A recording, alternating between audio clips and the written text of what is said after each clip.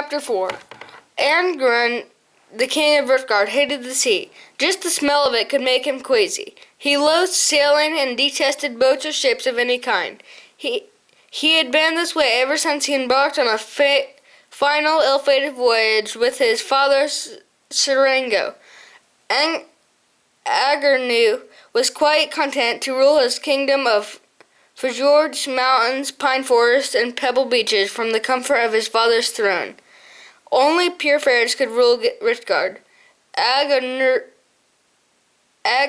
was a true pure fairy, snow white with pink glittered eyes. Stumping down on a purple cushion of his shell ornamented throne, he glared over his gross stomach, which extended right up to his many chins. A false leg carved from the white bone of a great fish clicked against the floor, a dreadful reminder of that last voyage. Agernu had been the only creature to make it back to Riftgard alive. The peace of his throne was shattered when Prince Blood came hurtled and yelling and wailing, "Dada, stop Kundra! She's after me with der sword." He scrambled behind the throne as Princess Kurda bounded in, swinging her sword. Agernu nodded swiftly to his rat guards. 6 of them penned her and grasping their spear butts to form a barrier. Around the irate princess, Agernu glared at her. "Stop this fighting! You hear me, Kurda? Now what you got to say for yourself, eh?" The princess strode forward with the rat guards still penning her, but moved along with her as she went. She sighted her brother cowering behind the throne and pointed the sword at him. "Dat fat toad, he been telling tales to you, yar." Her father's pink eyes continued glaring at her. "Tales? Tree barrels of herring is not tales. They food, not practice for der sword playing. You know do dat with food." Kurda curled a contemptuous lip at his father and made some slashing motions in the air with her sword. "Tch! Der be plenty more fishes in der sea." Agernu stamped his carved bone paw irritably on the floor. "Now, not if you keep chopping them up for sword practice, der won't. But I not called you two here to talk about that. Guards, leave us now. Black, get out from behind that chair. Listen, I have something important to talk about with you." As the guards left, Captain Rifton strode in. Agernu eyed him quizzically. "You're Rifton, what is it?" The captain saluted his spear. "I caught the creatures who've been stealing the walkway wood, your majesty. 3 of them, a squirrel, an otter, and an edge pig. They was building an escape boat, stocked with victuals too. Turnips, carrots, and chopped herring. What do you want to do with them?" "I've got all 3 locked up in the punishment cages." Agernu snorted and shrugged moodily. "They tell me all this. You de captain, do what you want. Don't bother me. A king have other things to do. Drown them." Kurda interrupted. "No, I'll deal with them. Live prisoners are good for their sword practice, especially thieves and escapers." Agernu shook his head, regarding his daughter with distaste. "Just like your grandfather. Yar, you are a cruel one, Kurda. So be it. Say spoiling more barrels of herring, eh? Eh?"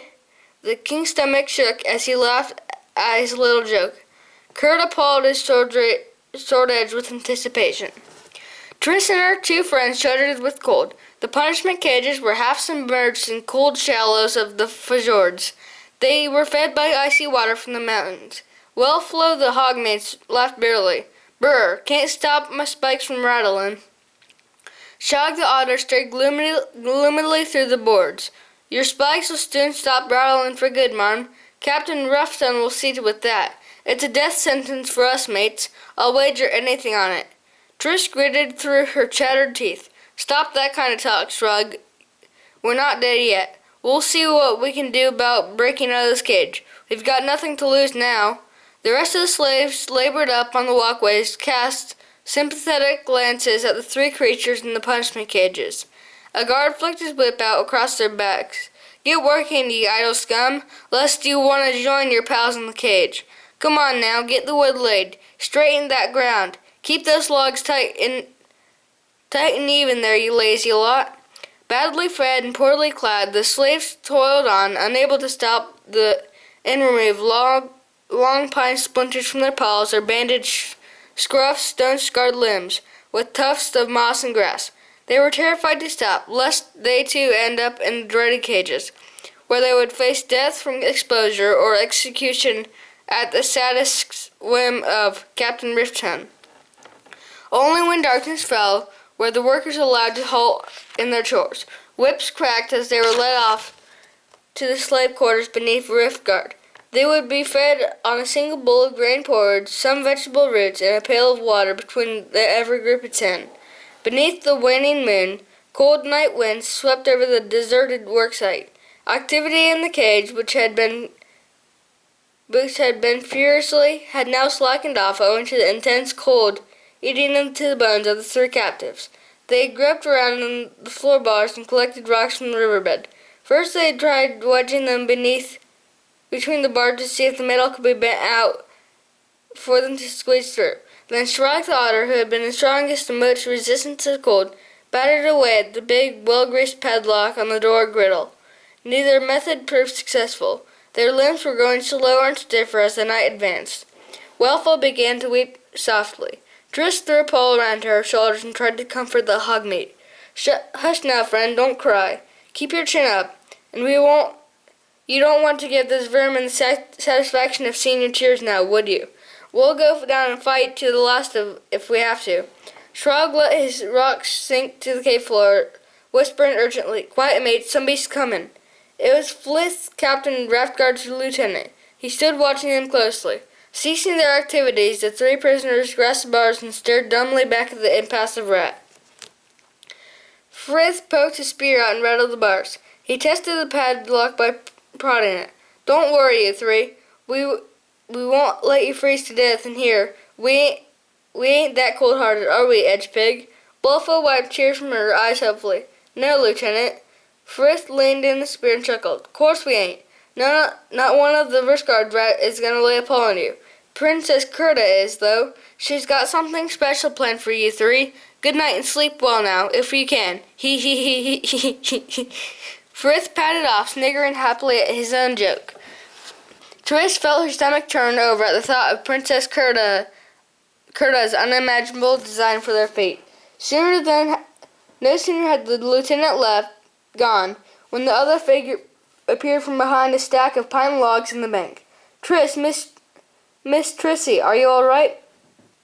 The young squirrel maid pushed her face to the bars, trying to keep the eagerness in her voice down. Druffo, I kept on hoping you'd come. Good old Druffo. The aged squirrel waded into the water, holding an earthenware jug on his head. He brought it close to the bars, but it could not get through. Come to the bars, Wellfo, you too, Shrug. I'll hold this while you sup. 'Tis some hot vegetable soup. It's made out of bits of this and that. 'Tain't much, but it'll keep the life in you. Heads up, mouth open, they stood side by side while Druffo shared the soup out, pouring it still hot straight into their mouths. It was a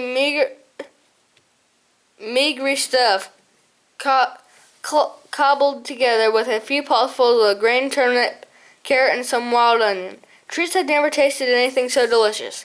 They held their mouths open like young fledglings being fed by a mother bird until the last precious drop was gone. Sorry, that's all I could manage, you, Druffo apologized. Triss felt now new life coursing through her. What happened inside Riftguard? What did you hear, Druffo? The old squirrel pulled himself to the river side of the cage, so that he could not be seen from the bank. I followed King Riften up to the throne room and got me ear close to the door. Good and close, Triss.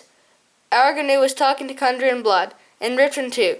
So here's the gist of it. We've got to get you out of the cage one way or another, quick. 'Cause instead of turnips, Kundra plans to be using you three for her sword practice. I don't like bringing bad news, but that's how 'tis got to be. Shrag began shaking the cage bars. That's what you're waiting for, Druffo. Get us out of here now. Wellflow clasped Triss's paw anxiously. But what'll we do then? They'll probably smash our escape boat up. We've got no food, no weapons, no hiding place. Rig and the slave catcher will hunt us down. We'll be dragged back here from country to slipe up with their swords. Triss had to stifle her friend's mouth with a paw before she started to get hysterical. Hush now, I'm sure Druffo has a plan. Panicking will get us nowhere. Here you've got a plan, haven't you, Druffo? The old squirrel bit her lip and shrugged. It ain't much of an idea, but 'tis your only hope. He fumbled an object through the bars to Triss. It was a file, rusted, broken, and old, with a piece of rag where the handle once was. I risked me life getting that. Me old bones won't take this icy water much longer. But here's what you must do. Once you follow through the bars, you can only hope to steal the king's new boat, and sail away to some place they'll never find you. I'm sorry I could not manage to do more for you, Trissy, but that's got to be it. You did all you could, my old friend. We'll manage. Now get yourself out of this for Jordan, back into your back before you freeze to death. Druffo took her paw and clasped it fervently. You're the model of your dad, Missy. Good luck and fortune be with ye.